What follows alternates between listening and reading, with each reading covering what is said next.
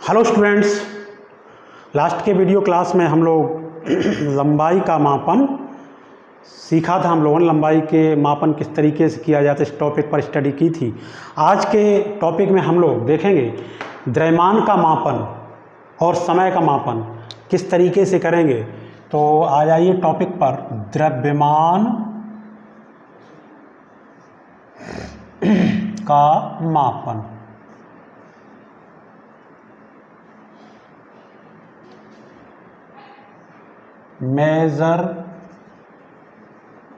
Measurement of mass. देखिए, सबसे पहली बात कि द्रव्यमान क्या होता है, तो बहुत सिंपल सीधी बात है कि किसी वस्तु में निहित पदार्थ, किसी वस्तु में जितना पदार्थ होता है उस पदार्थ की मात्रा को वस्तु का क्या कहते हैं, पदार्थ की मात्रा को वस्तु का द्रव्यमान कहते हैं। ठीक, तो ये किसी वस्तु में नियत पदार्थ की मात्रा को क्या कहते हैं, वस्तु का द्रव्यमान कहते हैं। ये जो द्रव्यमान होता है वो ताप, समय, मौसम, स्थान आदि पर निर्भर नहीं करता। ऐसा नहीं है किसी वस्तु का द्रव्यमान उत्तर प्रदेश में 5 kg हो और महाराष्ट्र में जाकर के 4.25 kg रह जाए, ठीक, या उत्तराखंड में जाकर के 5.5 kg हो जाए, ऐसा नहीं होता है। तो द्रव्यमान का जो किसी वस्तु का जो द्रव्यमान होता है वो इसका एक कैसा गुण होता है जो कि ताप, समय, मौसम, स्थान आदि पर परिवर्तित नहीं होता है। और द्रव्यमान के कारण ही वस्तु क्या करती है, अन्य वस्तुओं पर बल लगाती है। ठीक, तो ये द्रव्यमान की बात हो गई। जो द्रव्यमान होता है किसी वस्तु का द्रव्यमान वो 2 प्रकार का होता है। नंबर 1 जड़त्वीय द्रव्यमान, जड़त्वीय द्रव्यमान, ठीक है। और नंबर 2 आपका होता है गुरुत्वीय द्रव्यमान, ठीक है, जड़त्वीय द्रव्यमान।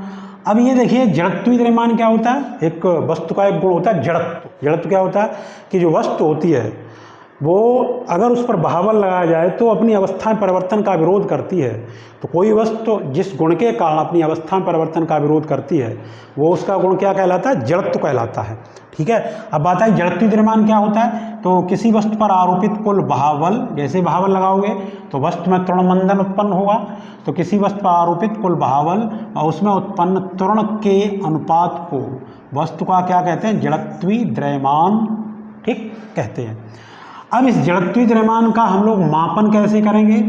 तो जड़त्वीय द्रव्यमान का जो मापन होता है, इसका मापन वो किससे किया जाता है, जड़त्वीय तुला से। किससे किया जाता है, जड़त्वीय तुला से।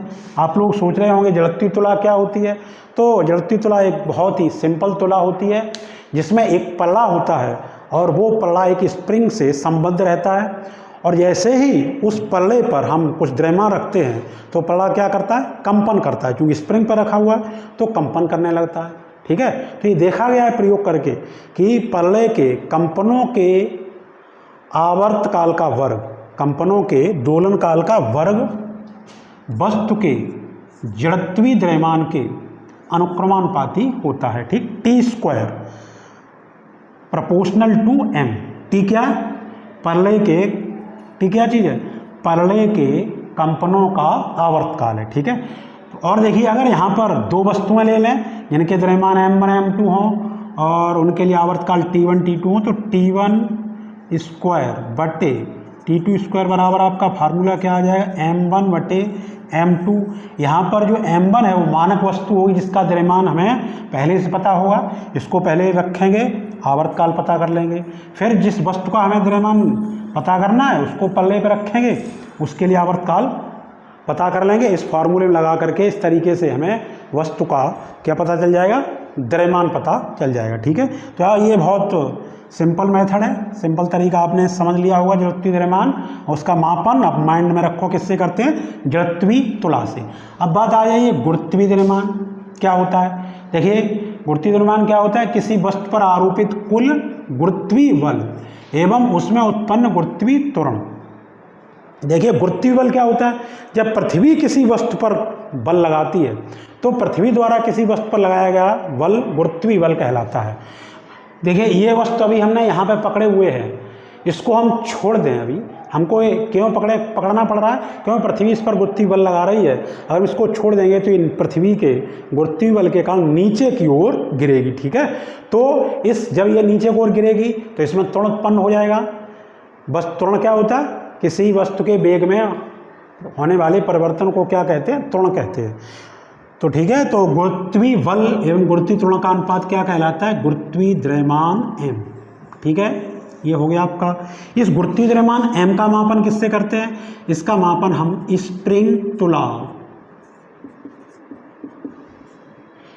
आप लोगों ने देखी है, स्प्रिंग तुला, एक स्प्रिंग लगी होती है, उसमें हुक लगा होता है, हुक पर जब हम कोई वस्तु टांग देते हैं तो वो हुक जो है वस्तु के द्रव्यमान के कारण नीचे को ओर खींचता है, ठीक है। तो उसकी सहायता से मापन कर लिया जाता है। और आपकी भौतिक तुला, भौतिक या साधारण तुला, भौतिक तुला या साधारण तुला सभी लोगों ने देखी है। बाजार में जाते हैं तो तराजू जो होती है दुकानदार के पास है, जिसमें 2 पल्ले होते हैं, तो वो आपकी साधारण तुला होती है। एक पल्ले पर बाट रख दिया जाता है, दूसरे पल्ले पर क्या रख दिया जाता है, द्रव्यमान।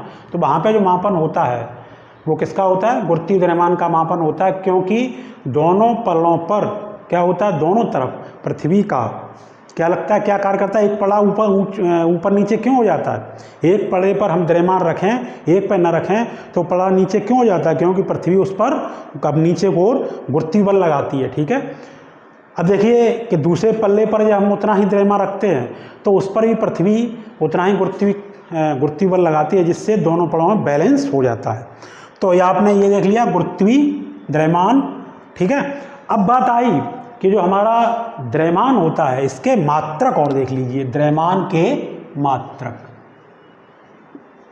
द्रव्यमान के मात्रक, क्योंकि द्रव्यमान का जब मापन किया जाएगा तो बहुत बड़े द्रव्यमान भी होंगे और बहुत छोटे द्रव्यमान भी होंगे, तो उनकी यूनिट्स क्या होंगी, यूनिट्स ऑफ मास। देखिए पहले हम लोग देखते हैं छोटे द्रव्यमान के छोटे मात्रक, देखते हैं द्रव्यमान के छोटे मात्रक। देखिए द्रव्यमान के छोटे मात्रक आपने पढ़े थे, जैसे कि अगर हम बात करें मिलीग्राम, तो देखिए मिली मीन्स होगा 1/1000 मीन्स 10⁻³ ग्राम, ठीक। और अगर हम देखें ग्राम बराबर कितना होता है, 1 ग्राम बराबर 1/1000 किलोग्राम, ठीक है। तो बराबर ये कितना हो गया 10⁻³ kg, ठीक। अब देखिए एक और मात्रक होता है जिसको कैरेट, इसका प्रयोग किया जाता है मोस्टली जब सोना कोई धातु खरीदी जाती है, सोना आज, तो इस मात्रक का प्रयोग किया जाता है कैरेट। देखिए जो एक कैरेट होता है वो 1 kg का 5000वां भाग होता है। कितना होता है, 5000वां भाग। तो 1 कैरेट बराबर 1/5000 बराबर, अगर आप इसको निकालोगे तो 200 मिलीग्राम आ जाएगा, ठीक। कितना आ जाएगा, 200 मिलीग्राम। 1 कैरेट बराबर 200 मिलीग्राम, समझ गए कैसे हो गया। इसको पावर में ले जाएंगे और किलोग्राम को ग्राम में बना लेंगे तो कितने गुणा कर देंगे, किलोग्राम में 1 किलोग्राम कितने ग्राम होते हैं, 1000।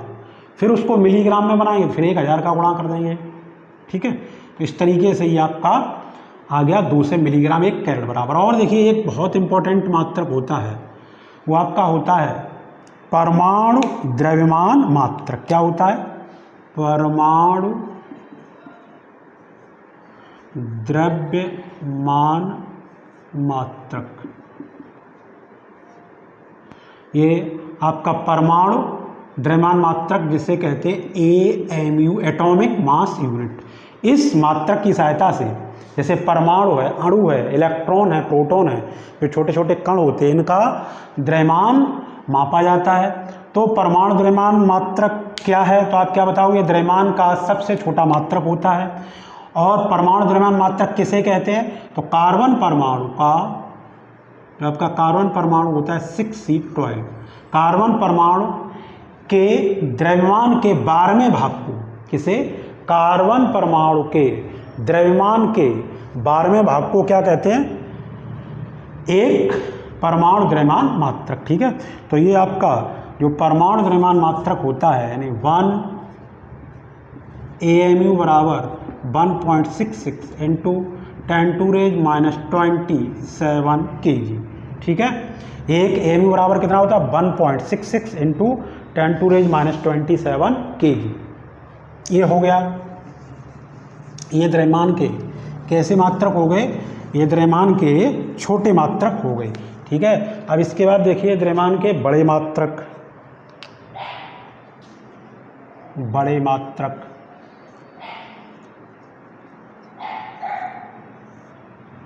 बड़े मात्रक में आप देखिए कि जैसे कि 1 kg, 1 किलोग्राम बराबर तो आप लोग जानते हो कितना होता है, 1 किलोग्राम बराबर 1000 ग्राम।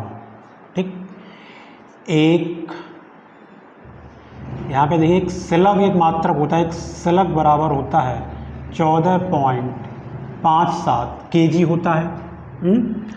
और देखिए 1 क्विंटल बराबर कितना होता है, आप लोग जानते भी होंगे, 1 क्विंटल बराबर 100 kg होता है।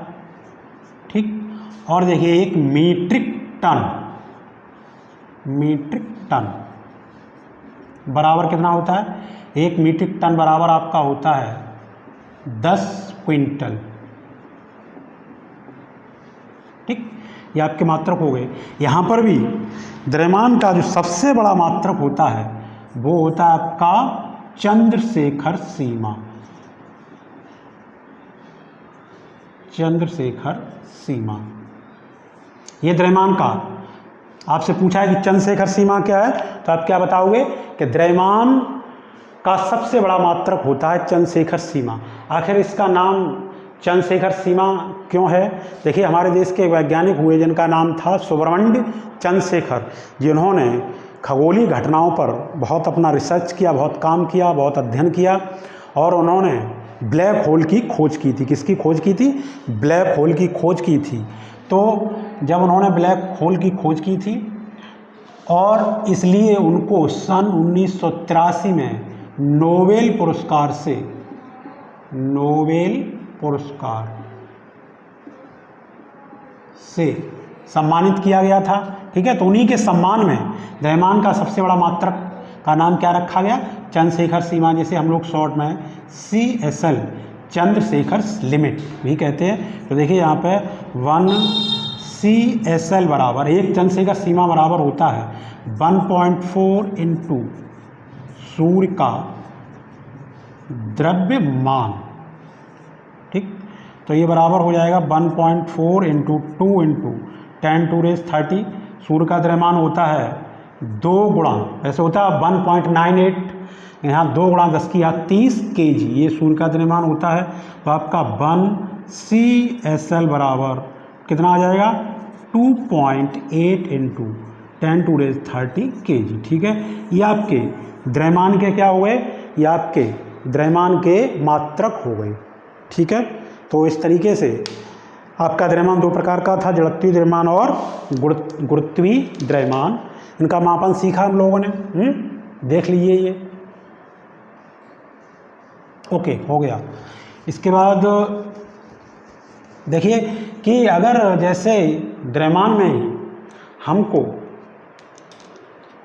बहुत छोटे कण और आवेशित कण हो, जैसे इलेक्ट्रॉन है, प्रोटॉन है, जब इसका द्रव्यमान मापा जाता है तो आवेशित, देखिए यहाँ पर जो आपके आवेशित कण होते हैं, आवेशित कण जैसे इलेक्ट्रॉन, प्रोटॉन का द्रव्यमान, इसका जो द्रव्यमान होता है वो द्रव्यमान स्पेक्ट्रोग्राफ, स्पेक्ट्रोग्राफ, द्रव्यमान स्पेक्ट्रोग्राफ की सहायता से ज्ञात किया जाता है जो आवेशित कण होते हैं। द्रव्यमान स्पेक्ट्रोग्राफ को आप आगे बड़ी क्लास में पढ़ेंगे।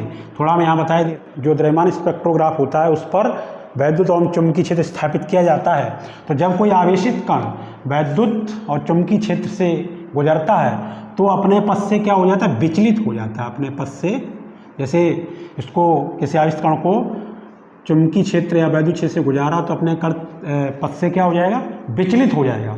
ठीक, तो उसके पथ का ये विचलन है, ये जो पथ है, इस विचलन पथ की त्रिज्या पता कर लीजिए। जो पूरा इसका पथ है, ऐसे अगर देखेंगे आप तो इस तरीके का पथ होगा, इसकी त्रिज्या पता कर लेंगे और त्रिज्या पता करने के बाद एक फॉर्मूला होता है R इक्वल mb/qb।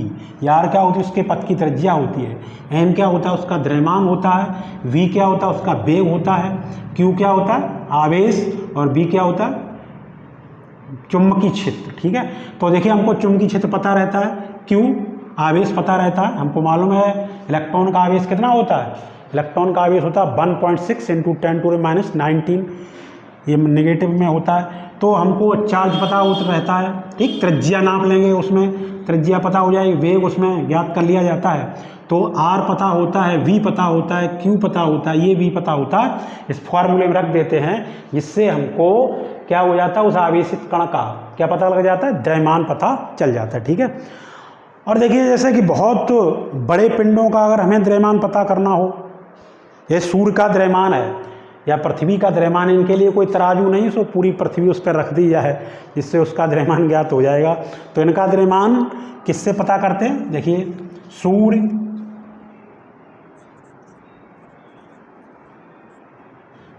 या और भी आपके आकाशीय पिंड हैं, या पृथ्वी है, आकाशीय पिंड या आपकी पृथ्वी है का द्रव्यमान, इनका द्रव्यमान होता है वो न्यूटन के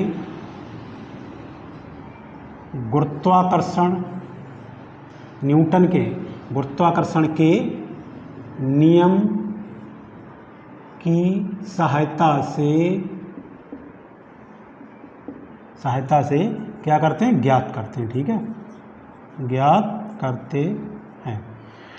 ठीक है, ये आपने द्रव्यमान के बारे में देखा। आप देखिए जो द्रव्यमान होता है इसकी भी एक परास होती नहीं, फिजिक्स ने जो द्रव्यमान का मापन है उसकी रेंज का कहाँ से कहाँ तक फिजिक्स द्रव्यमान का मापन करती है। तो देखिए फिजिक्स ने जो द्रव्यमान का मापन किया है,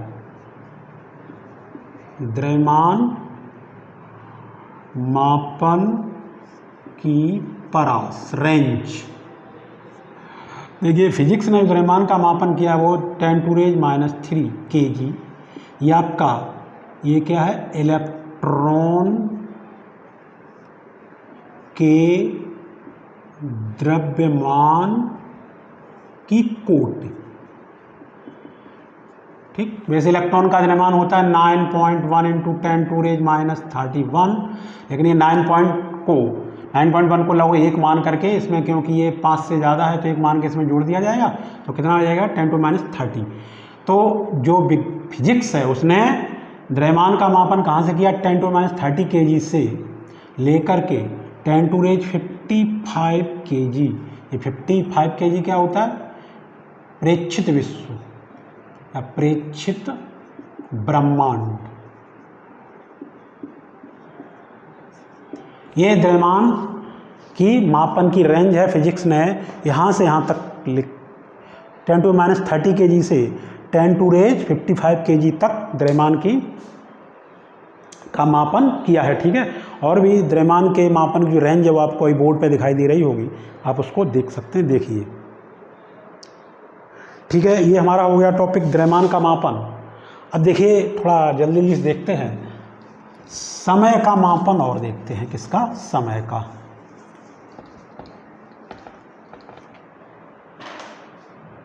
समय का मापन, समय का मापन हमारी फिजिक्स की एक भौतिक राशि है समय। ठीक, तो समय का मापन देखिए कैसे किस तरीके से करेंगे। समय के मापन के लिए आपको मालूम है एक मापक यंत्र बनाया जिसे हम लोग क्या कहते हैं, घड़ी। ठीक, और हमने एक वीडियो में चर्चा भी की थी, घड़ी की कल्पना किसने की थी, सबसे पहले वैज्ञानिक गैलीलियो ने, जो कि एक चर्च में पादरी थे। तो उन्होंने गैलीलियो ने क्या देखा था, गैलीलियो ये देखा था कि उनकी चर्च में जो एक लैंप है, उस लैंप को एक चैन की, एक जंजीर की सहायता से लैंप को लटकाया गया था। तो उन्होंने क्या देखा था कि जो लैंप है वो कंपन करने लगी थी, हिलने लगी थी। जो जंजीर थी ना, जंजीर की सहायता से जो लैंप रखा हुआ था, जिस लैंप को जंजीर की सहायता से लटकाया गया था, तो हवा के झोंके से वो जंजीर थी क्या करने, कंपन करने लगी। सॉरी, कंपन किसे कहते हैं, कंपन, जब कोई वस्तु अपनी माध्य स्थिति के इधर उधर हिलने लगे, ठीक है, या माध्य स्थिति के इधर उधर हिलने लगे या एक निश्चित वस्तु के चक्कर लगाए, तो उसको हम लोग कंपन कह देते सामान्यतः। तो उन्होंने क्या देखा कि जो लैंप थी उसके कंपनों का आवर्तकाल, आवर्तकाल का मतलब क्या होता है, एक कंपन पूरा करने का जो समय था वो निश्चित था। ठीक, एक कंपन कैसे पूरा हो रहा होगा, जैसे कोई लैंप है, पहले यहाँ थी, यहाँ से यहाँ गई, फिर यहाँ आई, फिर यहाँ गई, फिर पुनः यहीं आ गई, तो ये क्या हो गया, उसका एक दोलन या एक कंपन पूरा हो गया। तो एक कंपन पूरा करने का जो समय था वो कैसा था, फिक्स था, निश्चित था, जिसे क्या कहा उन्होंने, आवर्तकाल, जिसे नाम दिया गया। और इस तरीके से उन्होंने घड़ी की कल्पना प्रस्तुत की। तो समय का मापन हम लोग किससे करते हैं, घड़ी की सहायता से करते हैं, लेकिन हमारी जो घड़ी होती है वो 1 सेकंड से कम के समय का मापन नहीं कर पाती है।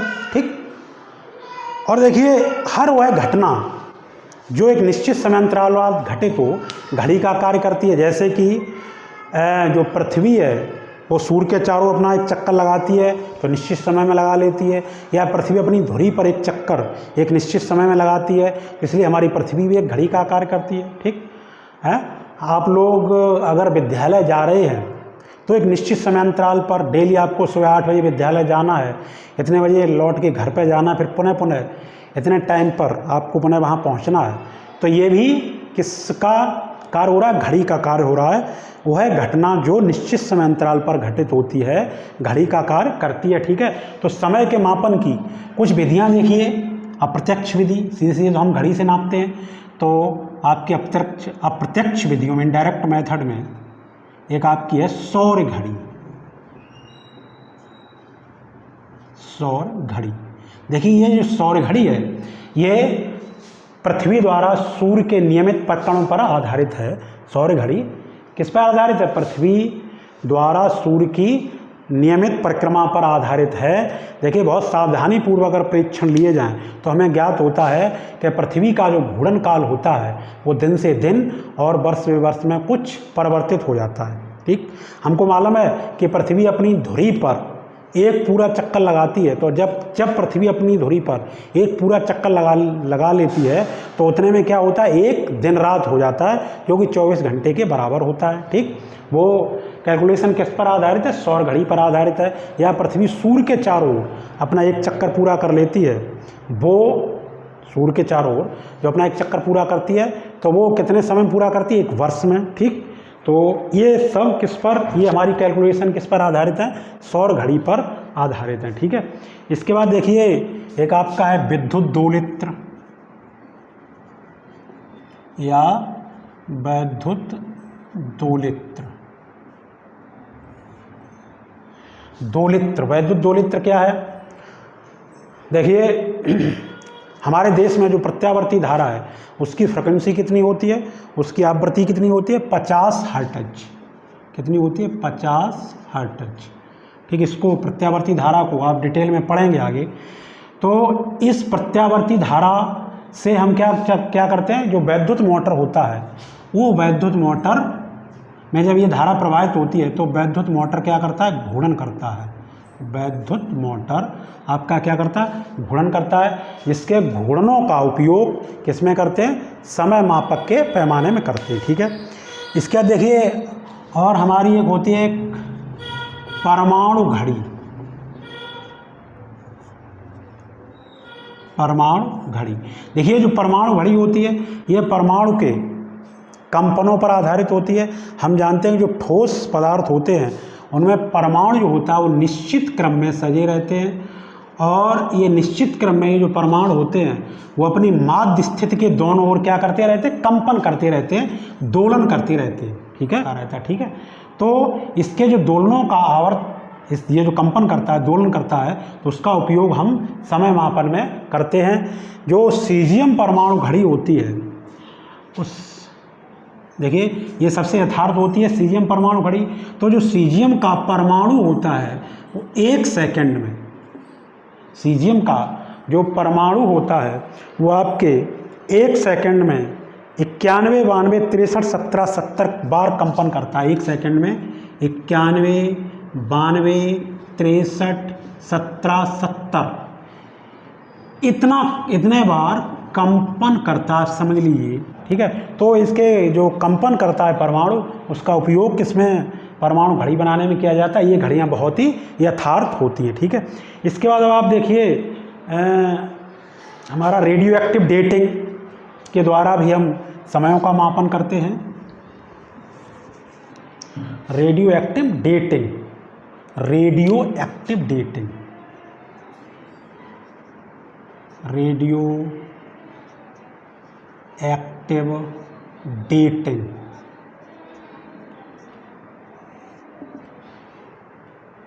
देखिए जो रेडियो एक्टिव डेटिंग होती है, इसकी सहायता से बहुत बड़े समयों का मापन करते हैं। किसका मापन करते हैं, बड़े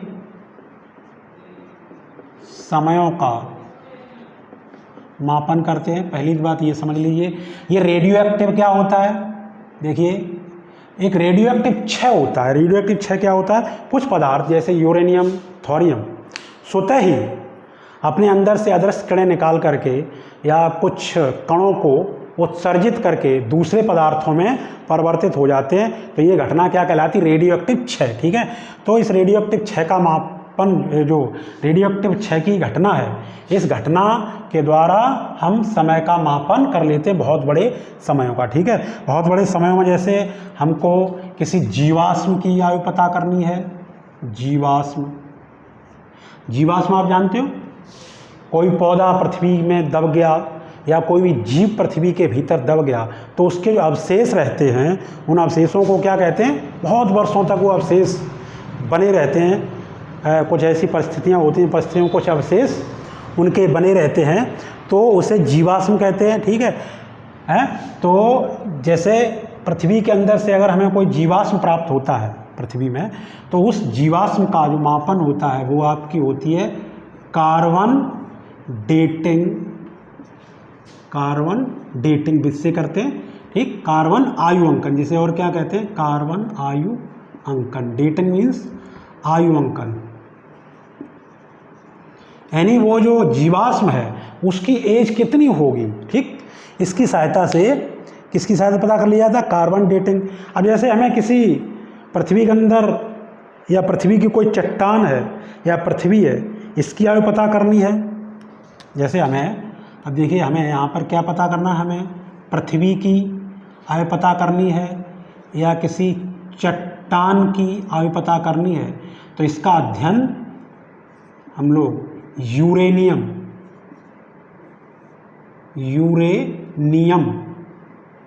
डेटिंग, इसका अध्ययन किसकी सहायता से किया जाता है, यूरेनियम डेटिंग की सहायता से इसका अध्ययन किया जाता है, ठीक है। तो इस तरीके से ये समय का मापन किया जाता है। समय मापन के लिए आपकी सौर घड़ी है जो कि प्रत्यक्ष समय है, या बहुत छोटे समय हैं, बहुत बड़े समय अंतराल हैं, उनका अध्ययन सौर घड़ी की सहायता से हम लोग क्या पता करते हैं कि जो पृथ्वी दिन रात होते हैं, तो एक दिन रात कितने समय का हुआ, या एक वर्ष जो है वो कितने समय की है, एक वर्ष में कितना समय होता है, और विद्युत दोलित्र है, परमाणु घड़ी है, ठीक है, रेडियो एक्टिव डेटिंग है। इनकी सहायता से हम समयों का मापन करते हैं, ठीक है। अब समय के देखिए कुछ मात्रक हैं आपके समय,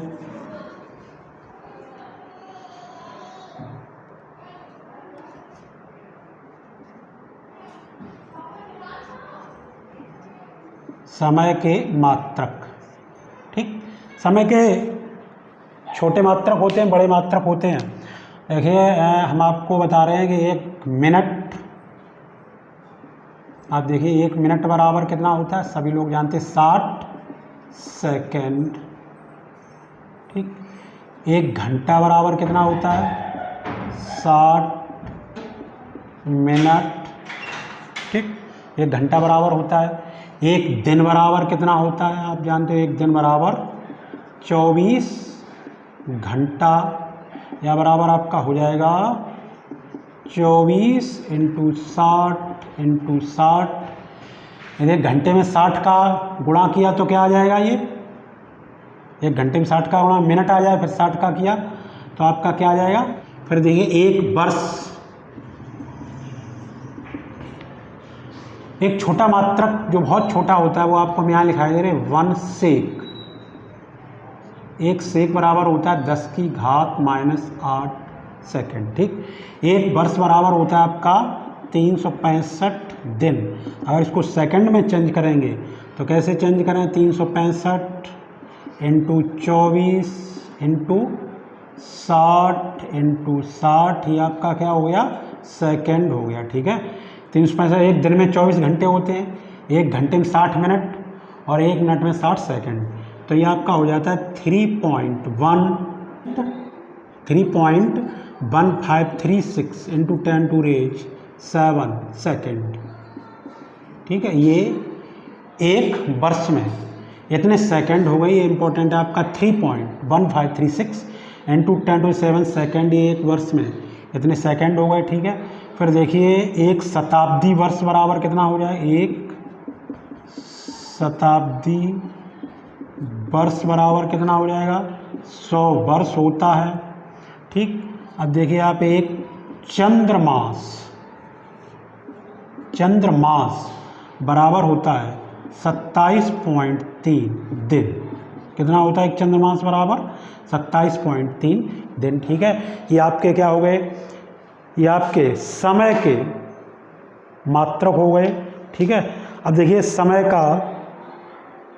अंतराल का परास क्या होता है, जो समय मापन है हमारी फिजिक्स ने समय का मापन कहाँ से कहाँ तक किस रेंज तक किया है, तो हमारी फिजिक्स ने जो समय का मापन किया है वो 10⁻⁻24 सेकंड से 10⁻17 सेकंड तक, ये क्या है, ये समय मापन की परास है, ठीक। 10⁻⁻24 सेकंड किसी अस्थायी कण का जो जीवन काल होता है वो कम से कम इतना हो सकता है 10⁻⁻24 सेकंड। ये समझ गए, 10⁻⁻24 का मतलब 1/, ये हो जाएगा 1/10⁻24, 10 पे 24 जीरो बढ़ाइए तो वो एक सेकंड का उतना वहाँ भाग हो जाएगा। वहाँ से लेकर के ये 10⁻17 सेकंड, ये जो विश्व होता है, ब्रह्मांड होता है, इसकी आयु इतनी प्रेक्षित की गई है वैज्ञानिकों द्वारा, तो वो उसका मापन किया गया, तो ये समय मापन का ये परास हो गई, ठीक है। तो ये हो गया आपका समय का मापन है। और देखिए समय अंतराल का समय मापन का जो परास है, जैसे अन्य भी कणों प्रकाश द्वारा नाभिक की दूरी तय करने में कितना समय लगता है, परमाणु दोलनों का आवर्तकाल कितना होता है, किसी परमाणु की उत्तेजित अवस्था का जीवन काल क्या है, ये आपको बोर्ड पे दिखाई दे रहा हो, आप उनको और भी देख सकते हैं, उसकी स्टडी कर सकते हैं, ठीक है। देखिए इसके बाद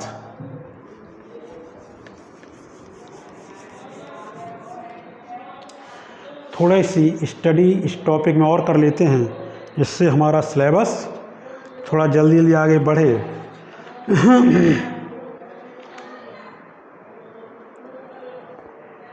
देखिए वैज्ञानिकों ने 10 की घातों के पूर्व लग्न प्रीफिक्स, पूर्व लग्न क्या होते, 10 की घातों। देखिए पूर्व लग्न क्या होते हैं, जो पहले आए, जैसे हमारा मात्रक है फैरड, क्या है हमारा मात्रक, फैरड, ठीक है। और इस मात्रक से पहले जो हमारा फैरड मात्रक है, इससे पहले अगर हमने लगा दिया माइक्रो, क्या लगा दिया, माइक्रो, या हमने लगा दिया मिली, तो माइक्रो लगा दिया, मिली लगा दिया, मात्रक से जो पहले आ गया उसको क्या बोलोगे, पूर्व लग्न। तो वैज्ञानिकों ने मात्रकों को परिवर्तित करने के लिए, सुविधा के लिए कुछ पूर्व लग्न निर्धारित किए हैं, ठीक है। तो जो पूर्व लग्न है आपके, उनको अगर आप समझ लेंगे तो आपको न्यूमेरिकल याद करने में बहुत सुविधा रहेगी, आसानी रहेगी। तो वैसे ये पूर्ण लग्न आपको बोर्ड पे दिखाई दे रहे हैं, कुछ हम समझाते भी हैं आपको। जैसे कहीं पर भी किसी मात्रक के आगे जैसे ऐसे लगा हुआ है माइक्रो, चलिए लगा हुआ है मिली, लिखा हुआ है मिलीमीटर, तो ये जो आगे लगा है हमारी मात्रा के आगे, जो हमारे SI मात्रा उनके आगे लगा है वो पूर्व लग्न है। तो अगर कहीं भी मिली लगा होता है इसका मतलब आप समझेंगे 10⁻³ तो ये कितना हो जाएगा 10⁻³ मीटर। बाद में जो कुछ भी लिखा हो वही आ जाएगा। अगर यहाँ लिखा होता मिली फैरड, अगर यहाँ पे देखिए आपका लगा हो मिली फैरड, तो ये आपका क्या आ जाएगा 10⁻³ फैरड। ठीक, अगर ये लगा होता मिली कूलम तो आपका क्या आ जाएगा 10⁻³ कूलम। ठीक है, तो इस तरीके से जो कुछ निश्चित पूर्व लग्न हैं वो आपको बोर्ड पे दिखाई दे रहे हैं, ये आप याद कर लेंगे तो आपको ये मात्रक को परिवर्तित करने में आसानी हो जाएगी। मिली का मतलब 10⁻³ माइक्रो का मतलब 10⁻⁻6, नैनो का मतलब क्या होता है 10⁻⁹, पिको का मतलब 10⁻12। ठीक है, ऐसे मेगा किलो का मतलब 10⁻3, मेगा का मतलब आपका 10⁻6, ये आपको बोर्ड पे दिखाई दे रहे हैं। ठीक है, और थोड़ा सा और इसमें देखते हैं आगे टॉपिक को बढ़ाते हुए कि जो आपकी एक पूरक राशि थी कोण, कौन सी थी कोण। ठीक है, कोण का जो SI मात्रक था वो क्या था रेडियन। ठीक, लेकिन हम कोण को और किस में नापते हैं अंश में, किस में और मेजर करते हैं अंश। ठीक, इसको इस चिन्ह से मिनट को आप इस चिन्ह से, एक चिन्ह से, और सेकंड इनको इस तरीके से मेजरमेंट करते हैं। तो यहाँ पर देखिए हम थोड़ा देखेंगे कि रेडियन, अंश, मिनट, सेकंड में क्या क्या रिलेशन होता है। तो पहले आप देखिए एक अंश को हम लोग रेडियन में बदलें, किसमें, एक अंश बराबर कितना रेडियन होगा ये देखेंगे। तो देखिए यहाँ पे होता है आपका पाई रेडियन बराबर 180 अंश होता है। ठीक है, कितना होता है 180 अंश, या हम कह सकते हैं कि 180 अंश बराबर पाई रेडियन। ठीक, तो एक अंश बराबर आपका कितना हो जाएगा पाई बटे 180, पाई का मान आप जानते हो 3.14/180। तो एक अंश बराबर जब इसमें डिवाइड करोगे तो आपका आ जाएगा ये देखिए, एक अंश बराबर भाग लगाएंगे, इसको डिवाइड करेंगे तो कितना आ जाएगा आपका एक अंश बराबर, तो आपका एक अंश बराबर आ जाएगा 1.745 इंटू 10⁻², कितना हो गया 10⁻² रेडियन। ठीक, ये आपका हो गया एक अंश बराबर 1.745 इंटू 10⁻² रेडियन। ठीक, ये अंश बराबर हो गया। अब अगर पूछा जाता है कि एक मिनट में कितने रेडियन होता है, एक मिनट बराबर, ठीक है, तो हम जानते हैं, क्या जानते हैं कि एक अंश बराबर आपका होता है, एक अंश बराबर 60 मिनट। ठीक है, क्या होता है, इसे हम कहते हैं आर्क मिनट। एक अंश बराबर कितना होता है 60 मिनट। ठीक, तो आप यहाँ से देखिए कि एक मिनट बराबर कितना हो जाएगा 1/60 अंश हो जाएगा, एक मिनट बराबर। ठीक है, 1/60 अंश, तो बराबर यहाँ देखिए 1/60 इंटू, यहाँ देखिए आप एक अंश बराबर कितना हुआ था 1.745 इंटू 10⁻² रेडियन। तो यहाँ देखिए एक मिनट बराबर आपका आ गया 2.91 इंटू 10⁻⁴ रेडियन। ठीक है, ये आपका एक मिनट बराबर आ गया। अब हम देख लेते हैं एक सेकंड बराबर। देखिए हम जानते हैं कि एक मिनट बराबर कितना होता है 60 सेकंड, ये सेकंड का चिन्ह होता है 60 आर्क सेकंड। तो आप यहाँ देखिए 1 सेकंड बराबर कितना हो जाएगा 1/60 मिनट बराबर 1/60 इंटू, अब आप देखिए 1 मिनट बराबर कितने रेडियन होता है 2.91 इंटू 10⁻⁻⁴ रेडियन। ठीक है, जब इसको कैलकुलेट करेंगे तो आपका आ जाएगा 1 मिनट बराबर 4.85, कितना आ जाएगा ये 4.85 इंटू 10⁻⁻⁶ रेडियन। ये आपका आ गया 1 मिनट बराबर, सॉरी 1 सेकेंड बराबर। तो ये हमने तीनों रिलेशन देख लिया। 1 अंश बराबर कितने रेडियन होता है, 1 मिनट बराबर इतने रेडियन होता है, और 1 सेकेंड बराबर आपका इतने रेडियन होता है। ठीक है, तो ये हमारा टॉपिक कंप्लीट हो गया आज की वीडियो में इतना ही। ठीक है, नेक्स्ट वीडियो में नेक्स्ट टॉपिक के साथ मिलेंगे। ओके।